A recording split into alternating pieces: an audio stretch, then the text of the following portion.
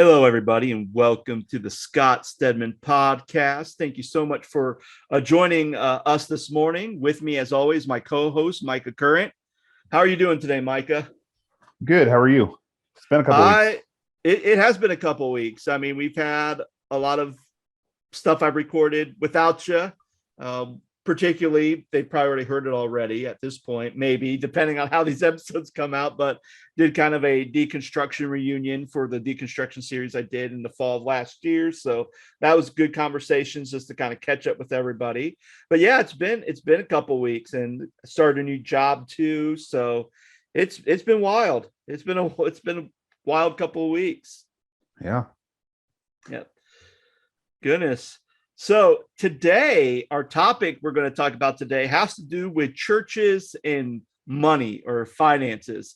So everybody's favorite topic. Everyone's favorite topic. I mean, I could be honest with you, like any time when I felt like there had to be the tithing sermon, which I think if you're a pastor, you know, kind of the culture around the tithing sermon.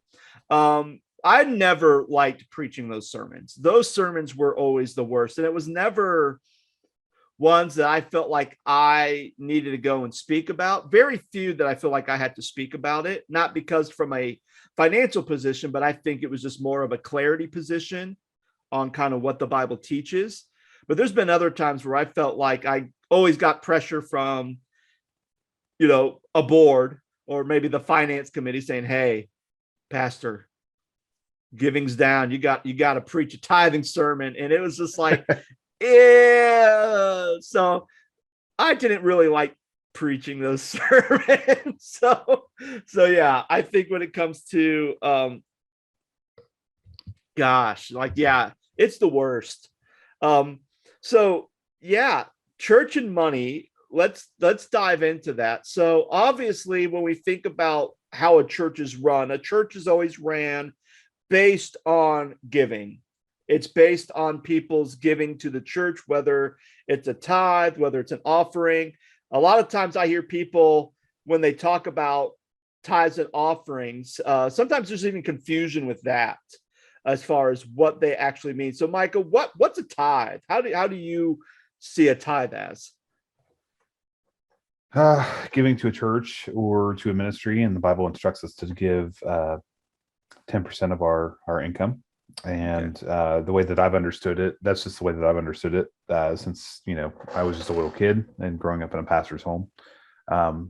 Now I've seen that approach taken a number of different ways where people give specifically to a mission.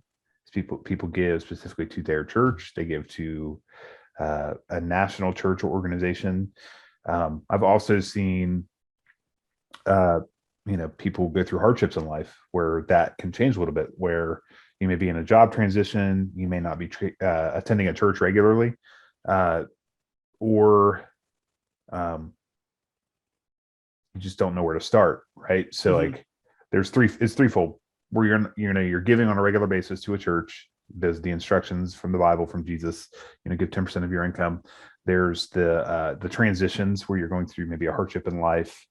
And then there's people that are new to church, right? Thirdly, there's people that are new to church and may not know anything about giving, may not know anything about tithing. And so a pastor that I used to work for used to give the advice of, you got to start somewhere, right? And as soon as you start somewhere, it may not be 10% right off the bat, but at least you get into the practice of giving to the church, giving to the Lord. And yeah, so that's kind of like my understanding of just like some basic principles of tithing and giving. And obviously that's changed drastically over the course of the last 20 or so years, because you've went from giving in an offering plate to giving online to during 2020 with COVID, you were giving in the giving boxes online, giving through texting, giving through a website, giving through an app, different things like that. So it's just evolved over the course of, the last 20 to 30 years. Yeah. And even with tithing, and I would say tithing is usually like a tenth of one's income, or especially when we look at the Old Testament, a lot of times that tenth, it usually would have been like a tenth of the produce you grew. The tenth of, if you grew grain, it would be a tenth of your grain would go to God. So there's always, some type of way where there's always a giving of a portion of what you've made, what you've earned, what you grew to give to God. Uh, the other side of that is there's always offerings. I know if you go to church, they say now we're going to collect our tithes and offerings, and it almost sounds like that those two are two separate things. And and I can remember there was a time where I was told that a tithe was money you gave to the church where you had your name on it. So, for an example, if I wrote a check or if I put money in a tithing envelope that had a number on it, so that way they could keep track of it, where an offering was an anonymous giving. And that was incorrect. Like, from at least looking at like kind of like a Bible dictionary, how they describe offering is an offering is any type of gift given to a king or a god as an act of worship or devotion. And it represents a pledge of loyalty between the giver and the receiver. So when we look at offering, it's basically how I've always interpreted it from a financial point of view is if I'm giving an offering, this is something that kind of is above and beyond my tithe, or it may be something extra. It may be something where if I tithe my 10% to the church, but then I give money to the youth ministry, then that would be considered an offering because it's extra that I'm giving to maybe a different organization within a church, or I might be giving to another organization like a homeless shelter or a soup kitchen. There's like a lot of things where an offering can be. So that's kind of where I see the whole idea of tithing offering. I think you're kind of right, Mike, especially in our modern age, the fact of giving and the idea of giving 10% sometimes can change based on, are you working? Based on if there's a life change, like obviously, if you're working at a company and let's say you're making, I don't know, let's say you're making 80 grand a year, and then you leave that job and you're working at a company and you're making 60 grand a year, well, that's going to affect your tithe. If you are someone who's diligently giving 10%, I mean, the treasurer who may be counting it may see a drop, but for you, you're still being obedient to giving your 10%. Is just a little less than what you're able to give. So there's a lot of factors that go into tithe and giving. And I feel like when it comes to how those tithing messages are presented or what the pastor says from the pulpit, sometimes there's stuff that's very good and encouraging, and I think there's some stuff that's kind of in a misinterpretation or a misuse of using scripture to communicate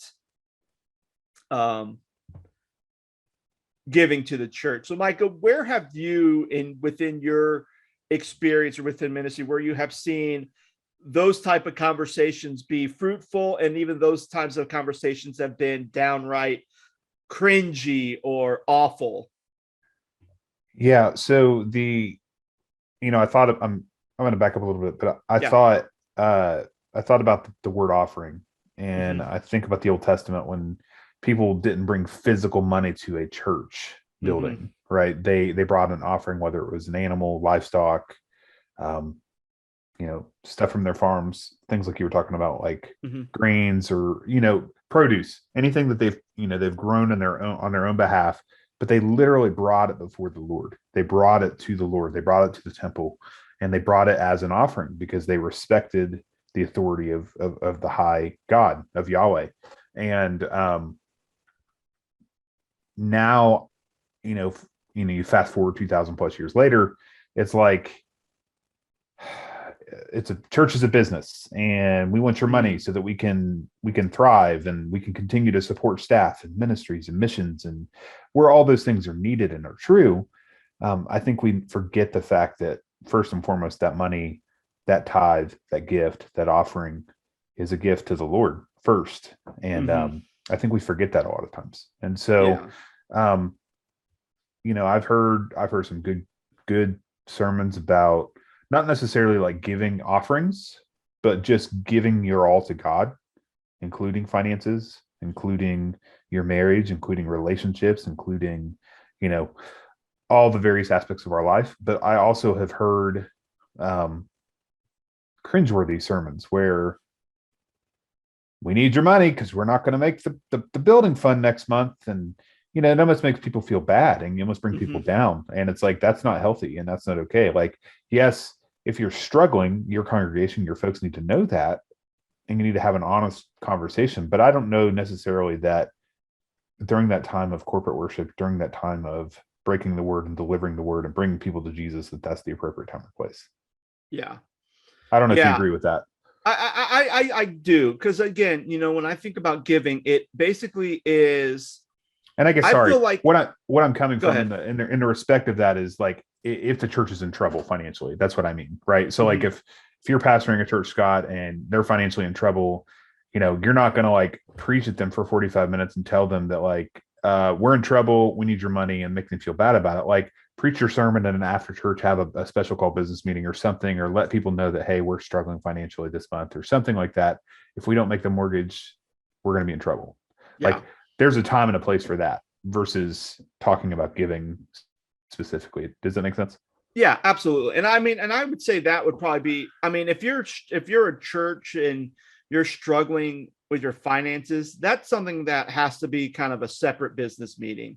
That's something that has to be kind of talked about.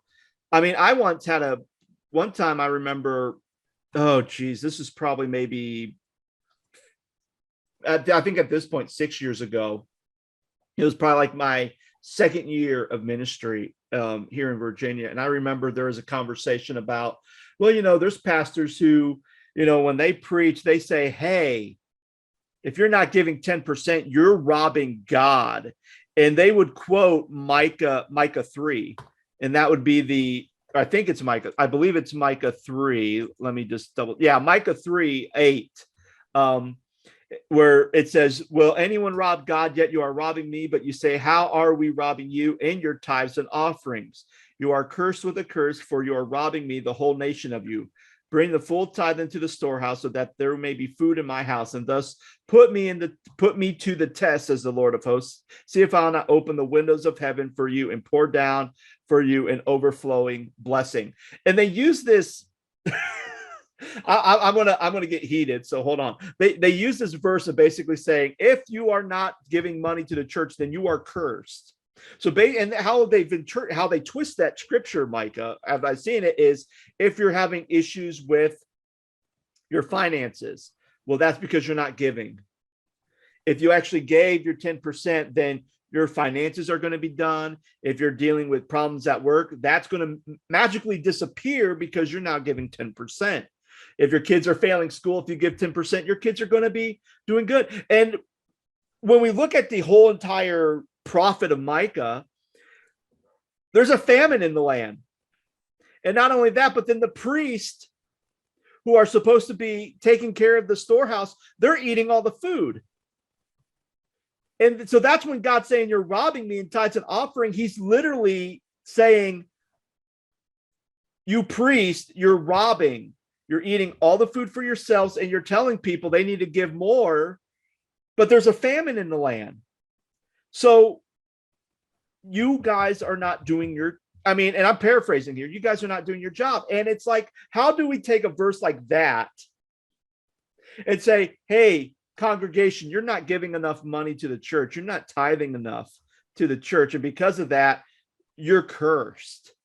You're going to be, the reason why you're dealing with hardships in life is because you're not giving. Like, I find that very, very evil in some ways. Yeah. And go ahead, Micah. No, and I was going to say, not that I want to like bring up COVID, because God, we've heard enough about that over the last couple of years, but like, think about like some of the financial hardships that people have had, like whether they've lost their jobs, and they're, some of them they haven't came to church, or they're coming back to church, and it's like, they don't know where to start because of financial hardship. And I'm not comparing the famine that was in the Bible, but like, they went through some pretty rough times, and like, we're going through some rough times. So like, it's, how do you gauge, when to preach and teach and talk about giving? in the local church today as it compares to then, like literally like within the last couple of years, because of just everything that's been going on in our country and our world. Yeah. And even like that, like even, and again, like I never got COVID, so I'm not even sure, I'm talking about just specifically with that, the people have lost their jobs and yeah. because of that, or people, got laid off, or, they can't just, Or they're even, barely, but even people who got sick and they're in the hospital. Like I had a buddy who got COVID last November and he was in the hospital for 90 days. yeah. And so, and I'm sure that wasn't free. I'm sure that cost a pretty penny, whether he had insurance or not. I'm sure that was going to take a cost, and that's going to affect, giving. And the way I've always approached giving, when I had to preach those messages, I've always said two things. I said, give what you can, because even in Micah, even in that verse, there's a point where the Lord says, test me in this. And I think when we look at throughout all scriptures, we see, do not test the Lord your God. But the only time we actually see God say, test me in something is usually when it comes to giving. So what I always tell people, I say, hey, if you're not giving anything right now, start by giving a little bit. Yep. And just give a little bit, see how it goes, see if you're still able to pay for gas to get to work. And if you feel like you're, hey, I'm giving, 3% of my salary. And I don't even want to dive into, well, is it before or after taxes, and people using give to Caesar what is even use that verse. Like that doesn't matter. We're getting too legalistic at that point. I'm saying it's whatever you feel you need to give to God. Yes, we have the Bible and it says 10% or offerings, just whatever you feel like. And even if we want to dive into second Corinthians? Yeah, 2 Corinthians 9:7, where the Apostle Paul tells the church, each of you should give what you have decided in your heart to give. Don't to give reluctantly, don't give under compulsion, because for God loves a cheerful giver. And when we look at that verse, that kind of blows a lot of what we see in the Old Testament away. At some point, some people say it's an either or. I think it's both. I think if you have already decided, you know what, God, I love you. I love the church that I'm a part of. Here's what I can give. So I'm going to do that and give this. Then yeah, give what you feel. And then if there's opportunities for you to give more, then increase. And that's one thing that I've always taught. Like, and if you're someone who maybe finances are really rough and you feel like you can't give a tithe, or you can't give what you used to give, then you can give in other ways besides money. And probably the most important one is the giving of your time and your talents. Yep. I was just going to say that. Yep. Because even like Micah used, like you mentioned, like, oh, when budget's bad and you go, okay, you got to give to the church, or we're not going to make budget. And it's like, okay, within a church context, we know that giving is based on what people give to the church. Yep. At the same time, if you are a church, if you're a small, medium church and your numbers have stayed the same for 5, 6, 7 years, and you're not meeting budget for those 5, 6, 7 years, the only way to increase that is not by saying, hey, give more. It's basically going outside the church walls, proclaim the gospel to people, invite people to come to church. If they like your church, then they become members. And if they become members, then eventually they will start to give.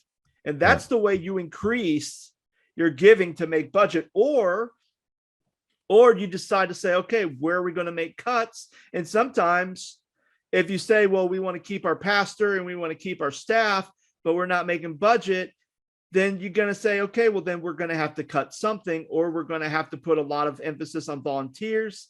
And if people don't want to volunteer, which that's another podcast for another day, then you might have to say, okay, well, then maybe we have to downsize. The church in its heyday, we had 200 people. We now have 50 people, but we're still in a building that holds 200 people. maybe we need to downsize. Maybe we need to relocate. Maybe we need to Yeah. do some of these things. And maybe that will help without paying the foundational building expenses for a 200 plus church, for a church of 50 with a membership of 50, then maybe that can help offset some of your costs. So then that way you can say, okay, we're now in this place now where we're actually making budget. We didn't have to cut any of our staff. And we're able to, and since we're not worried about money all the time, we can really put our focus on what we need to do, which is being missional and proclaiming the good news of Jesus Christ to our community. Yep. And I was going to take it a step further, and I don't know if you were going to go with this, but go ahead. Being good stewards of God's money. Mm-hmm. And if you're good stewards of God's money, taking it beyond the tithing conversation, but like, if you're not making budget, why aren't you making budget? Is it because people aren't giving, or is it because you're spending beyond what you have? Right? Like, I think it takes it doesn't just start. I mean, it does start, sort of with somebody communicating, hey, this is giving, this is how we give, this is why we give.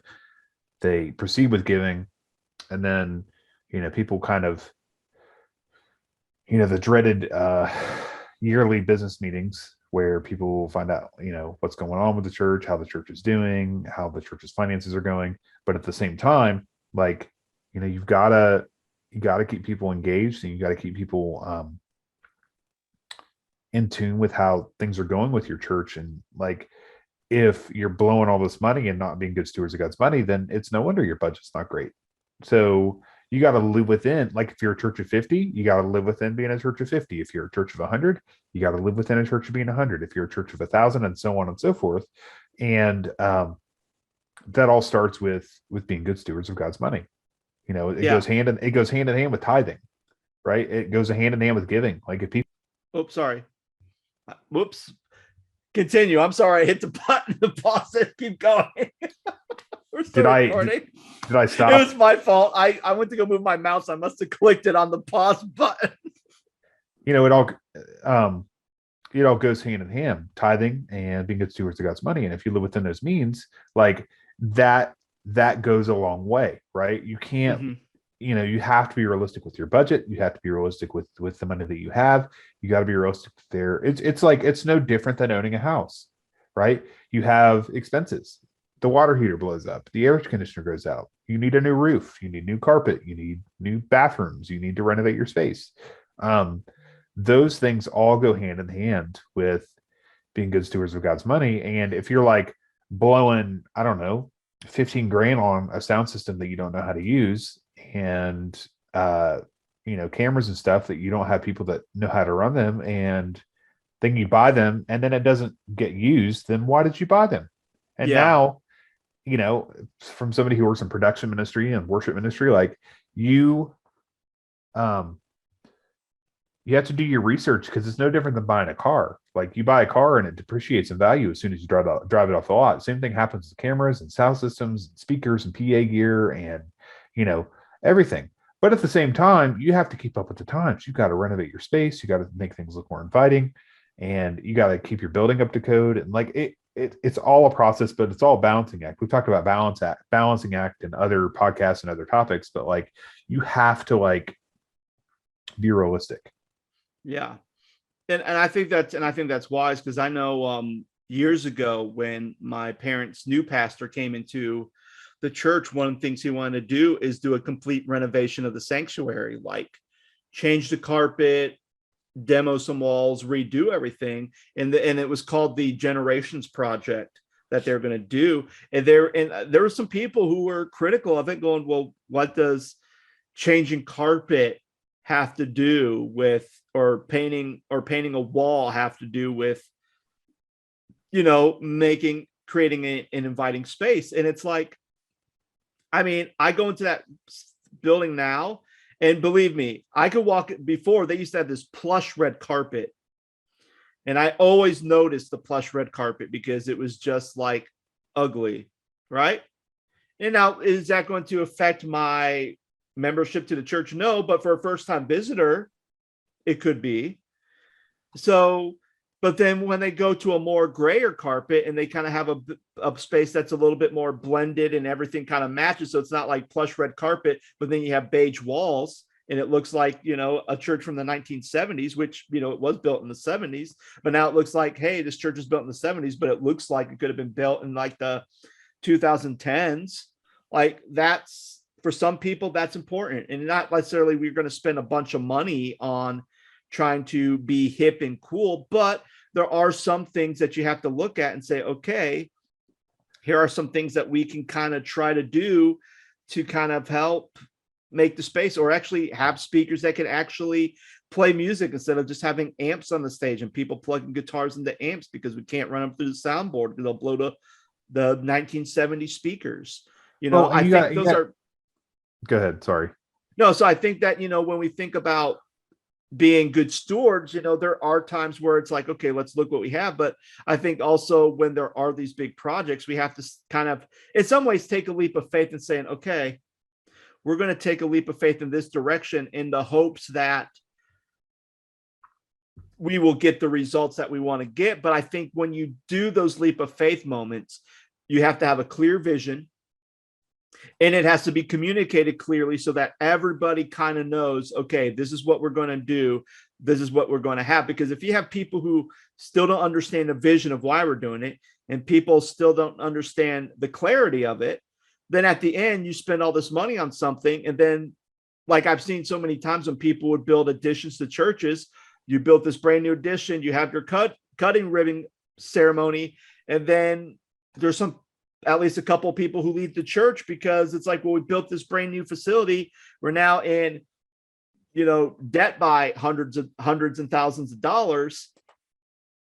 And there was no clear vision for why we built this thing in the first place. Well, too, and I think if we took it a step further, like if you have somebody like me who has had to live within the means of the ministry that I'm working for at that time, there are tons of free resources out there. Mm-hmm. And, if somebody knows what they're doing with video editing or graphic design or sound or video engineering, like get them plugged in. Maybe you don't pay them a ton of money, but maybe you pay them $150 a week or a stipend or something like that so that they can, you just give them free reign of like, here's what we're going to do. We're going to post to social media every day. We're going to invite people to church. We're going to encourage people, whether it's through graphics or videos, and like all that stuff's free. Social media is free, right? Like posting to social media is free. There's tons of graphic design stuff out there that's free. And quick story, yesterday I've been serving at this church for a couple of weeks, just helping them with their live stream setup. And about a month ago, I did a video with their pastor, like a welcome to church video. This is who we are. This is our vision. We would love for you to partner with us and come alongside us, and just inviting them to church and just telling them a little bit more about that ministry. And yesterday I walked downstairs to ask the pastor a question, and this couple walks into the church and nobody had ever seen them before. And they're like, hey, welcome to our church. We're glad you're here. And the pastor was like, just a random question. How did you hear about us? They heard about that video. They heard by that video, via that video. Like they were scrolling through Facebook. They saw the video that we made. And because they saw that video, guess what? They came to church. Yeah. That church didn't pay me to make that video. I did it on my own. Mm-hmm. And it's not about money to me. But at the same time, the power of a digital platform, the power of social media is very suggestive in that you can invite people to church and people may come to church because they see something, or they're scrolling through TikTok or scrolling through Instagram or scrolling through Facebook, and all that stuff is free. So like, it just blows my mind in 2022, the churches are still hung up on the fact that like, oh, we renovated the lobby and we're going to get mad because you painted the wall a different color. But like, like it's and just to kind of summarize everything that you just said, and even that, like, things like graphic design, there's sites like Canva where you could just do it for free and you don't have to pay anything, and you can just, you could get pictures, put something nice and layer it, and you're good. even like with music, like even just recording like your services. I mean, I knew a lot of churches who would use Audacity because it was an open source free editing Yep. program, and it's a really good OBS for live program. streaming. OBS for live streaming. Yeah, that's free too. And when you look at all the options, I mean, I think the big thing for people is, again, it's being good stewards of what you have, trying to see if there's any good free stuff out there that you can use. But then more importantly, using people's gifts and talents. Like, Yep. yeah, you didn't get paid for that video, but you use your gift and talent to do Yep. that. At the same time, you can have a volunteer at your church who is very good at like video editing. They could probably put a nice video out for you and just say, hey, would you be willing? We want to give you a video. Here's kind of what we want. Here's kind of what we want to say. And just let them kind of create and go with it. And then after that, they're using their time and their talents to do that. And you could either pay them a stipend or not pay them at all and just say, hey, this video. And plus it even empowers that person. Like they feel like, well, what can I do in the church? And now you just gave them an option for something for them to do. So well, also too, if I could take that a step further, yeah, go ahead. Like I can't tell you how many times, like, so just for your listeners, I worked at a pretty large church. The last two churches I've worked at have been, pretty large in size, but my role specifically in my last church was I was the director of video media production. So I did everything online, church, video announcements. I videoed everything, produced everything, recorded everything. And that was my job. When I felt God releasing me from that ministry and to go help other churches, smaller in size to, up their marketing, up their social media, up their website, up their video presence. I can't tell you how many times, Scott, they were intimidated by the fact that like, oh, we're gonna have to pay this person, an absorbent amount of money to come in and video us. And most of the time I don't even charge them. Or if I do charge them, it's not very much at all. I didn't go to film school. I didn't go to school for communications. I went to school for music and I went to school for theology. Like videoing is not my trade, but I know how to do it.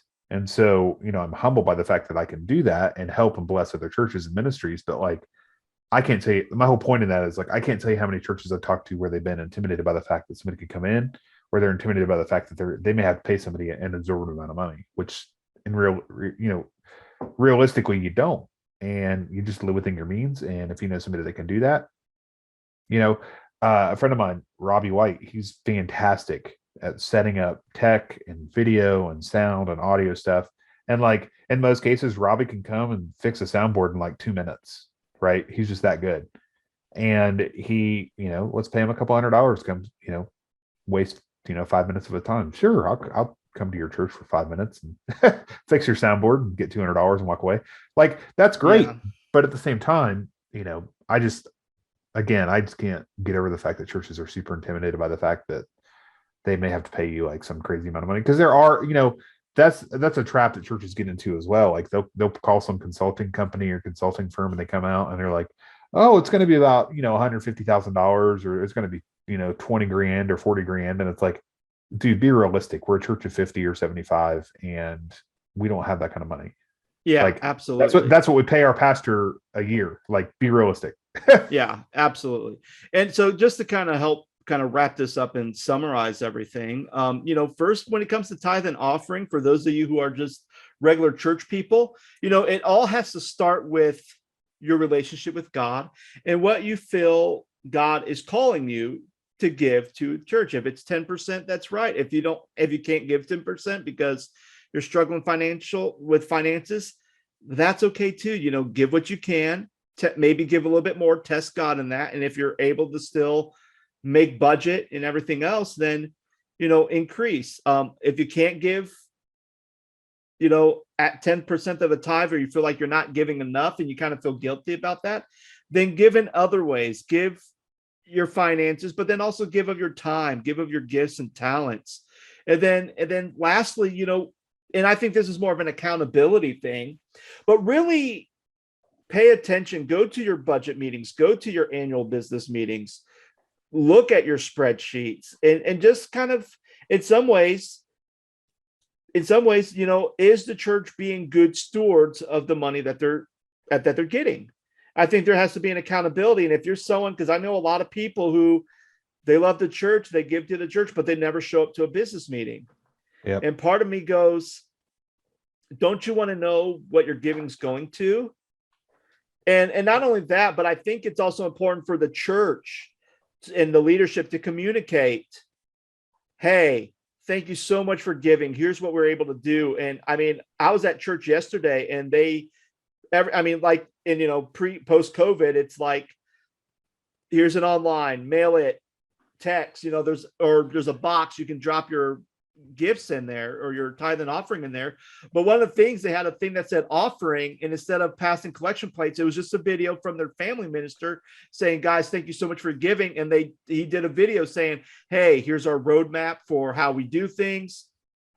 We just had like 50 families go through our first class. And basically the reason we have these classes and the way we're able to encourage these families to be good, godly parents for their kids is based on your guys' faithful giving to the church. It was just a really quick 1-minute video. And yet to me, it was like, well, that's great, because it's kind of breaking the thing like, oh, we're just giving to a building or we're giving to a pastor, we're giving to staff. No, you're giving to the kingdom work that is changing lives, that is empowering and building up families through resources, books, staff, all that's there. But the end goal of why you're giving is to do kingdom work.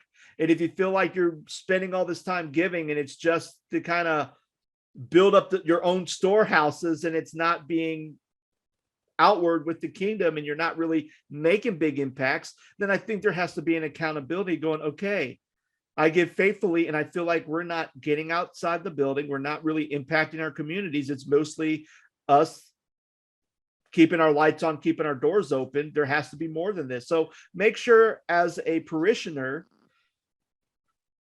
be accountable. And then for you and church leaders, please don't misuse the scriptures to try to pull more money out of your people. Don't let that be a sermon series. Let that be a business meeting. And if you feel like you're not making budget, then, be good stewards and figure out, okay, what can we cut? And if it does mean relocation, go that route. I know people in your church may not like that, but you have to have those frank conversations to make sure that you're being accountable to the money that's being poured into the church that you're overseeing. So that's kind of my summary. Anything you'd like to add to that, Micah? Yeah, just to piggyback real quick, as we kind of wind, our time down, like back to like empowering somebody. Like if you're a pastor and you're all by yourself at a church, like, and you don't know how to do numbers and you're not good at spreadsheets, like if there's somebody in your church that you can equip and empower to do that kind of stuff, bring them on. Like let them, keep track of your budget and, give yourself some grace, give yourself some, space to like learn about those things, right? Like my wife and I are both like very practical people with our money. Like we don't blow money unless we feel like it's necessary to like, and it's not even blowing it, it's like spending it because we absolutely have to. Right. So like, we give to the church, we pay our bills, we put money in savings every single month.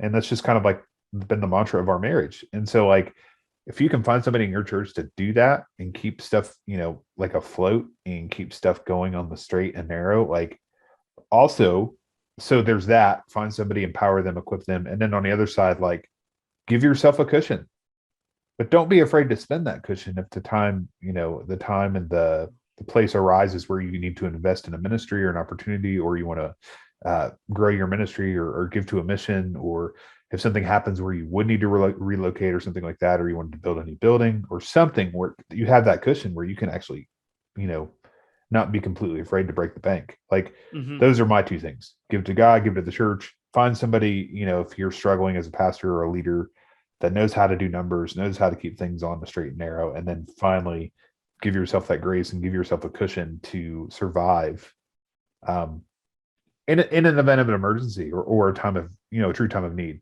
Like, again, being good stewards of God's money. Absolutely. Well, Micah, again, thank you for being on the show. Thank you for helping me navigate through this topic. And I think next time we meet, we'll probably continue this topic, but really kind of look at another thing, which is, I think, kind of in my opinion, I believe, is that sometimes people have a hard time giving because they just don't know how to, they don't have control over their own personal finances. So they really don't know what they can give to the ministry. So that's a topic that we will talk about next time. So, guys, thank you so much for listening and have a good day.